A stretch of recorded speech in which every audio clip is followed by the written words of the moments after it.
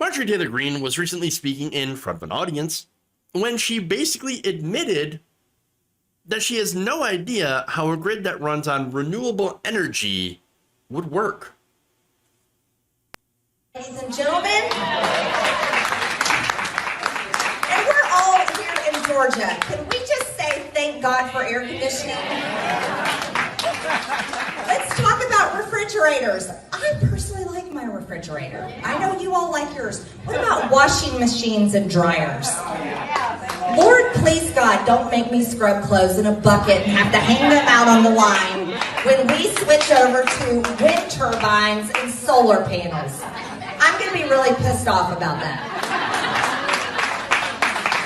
I mean, how absurd is this? I like the lights on. I want to stay up later at night. I don't want to have to go to bed when the sun sets. It's so silly. I mean, all of this is absolutely insane. Tell me you've never heard of a battery without telling me you've never heard of a battery. What do you think batteries do? They store energy from when you're not producing energy. Besides that, you also know that wind does not stop when the sun goes down. Bizarre. No, look, in reality, according to the Office of Energy Efficiency and Renewable Energy, the United States is a resource-rich country with abundant renewable energy resources.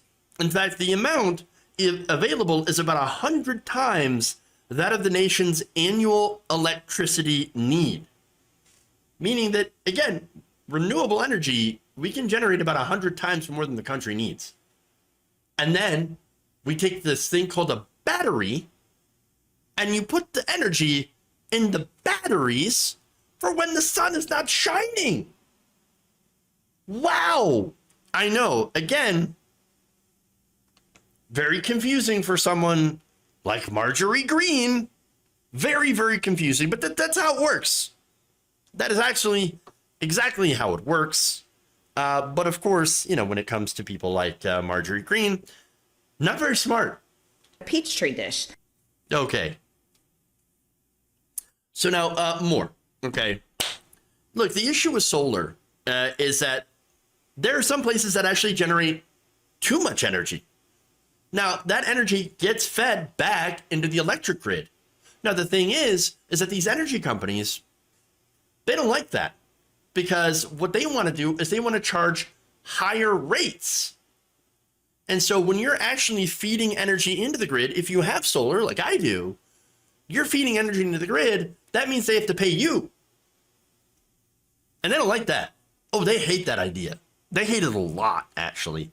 Now, and again, it's because if you're generating the energy and feeding it back to the grid, you're not using as much from them, and they can't charge you as much. Now, look, there are issues, of course, with solar energy. Again, I think the biggest thing is materials, because these materials can be difficult to come by, and in some cases, there's some exploitation over getting those materials. There's also, of course, the fact that solar panels do break down after about 5 to 10 years and will have to get replaced, at least the current models do. And so, you know, there does need to be more work on making them more efficient, to last longer, and to make them out of materials that are a little less rare. But nonetheless, solar is still way, way better than fossil fuels. And by the way, if you have a grid that is still primarily things like solar energy, and it's not just solar, by the way, there's going to be like a different mix of energy sources, wind and stuff.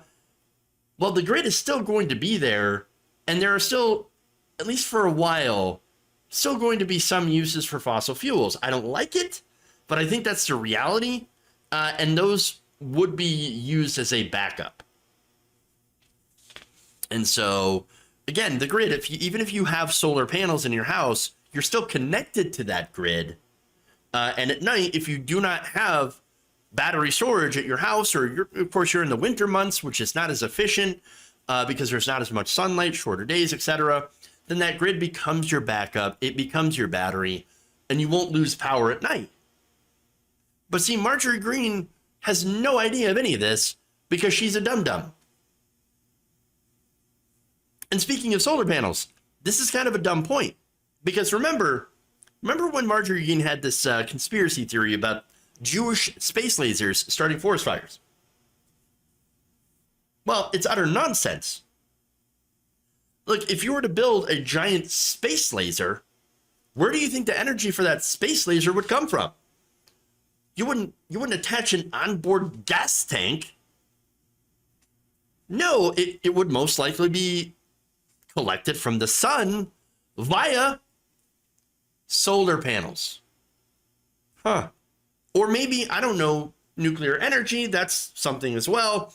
Either way, you're not going to be burning coal in space. You're not going to have a space-borne coal furnace on your hypothetical space laser, okay? Again, it's a ridiculous point, but I just felt like I had to talk about this. No, look, again, I do have solar panels. They do generate enough energy to knock a decent amount, enough off my, energy bill. I also have solar-powered motion detector lights, and guess what? Those also work at night. And they work at night just fine. Thank you. She's not a smart person. Nancy Pelosi's gazpacho police. I'm just saying, she's not smart, and she points it out all the time. Now, the responses to this were pretty funny as well. Daily Beast political editor Matt Fuller also tweeted this. The thing here is that there really aren't great arguments against wind and solar energy. So if you're against wind and solar, you kind of have to make up shit. Luckily, we invented a little thing called a battery that will keep your power on overnight, added Thor Benson. Another Twitter user said, seriously, these people are an embarrassment to the country. Someone should sit down and explain to this woman all the different ways we have of storing energy produced by the sun during the day. Marge will shit her pants when she learns about batteries, another said. Here you also have Democratic Tennessee State Representative Gloria Johnson saying, oh, my stars and bless her heart. She is that dumb, y'all. Well, again, are we surprised? No. No.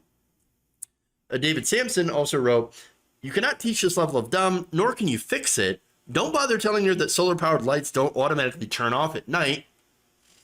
You will just confuse her. The thing is, I'll add to this. While it is funny to call her stupid, I mean, because it is. The really important part that doesn't get touched on is the fact that she's not just stupid, but she's bought. This woman, like a lot of our politicians, gets money from the fossil fuel companies to go and spread lies about solar energy because it's something that actually challenges the hegemony of the energy companies, their potential profits. And at the end of the day, these companies, this is all about profit for her or for them and campaign contributions for her. So she goes out there and she basically reps the fossil fuel companies. And then they go and they give her campaign contributions so that she can win elections. They pay her to say, this kind of stuff. This kind of really dumb, idiotic stuff. And the people believe it. And it works the same way for pretty much the rest of the Republican Party. And to be fair, a lot of the Democratic Party as well. I mean, we just had a bill with Joe Manchin and Chuck Schumer that pretty much relies on carbon capture technology and a lot of additional pipelines for any sort of climate way to save the climate, right? Well, carbon capture technology is not really something that's been proven to work to really offset a whole lot of carbon emissions, to take them out of the air. And it's really kind of like experimental, hypothetical, things like that. And so all of that so-called savings that's in the bill, to reduce emissions, really hinges on a technology that we really don't have a handle of, in addition to more pipelines. And so that's why it's not really that great of a bill, but it was touted by corporate Democrats as historic.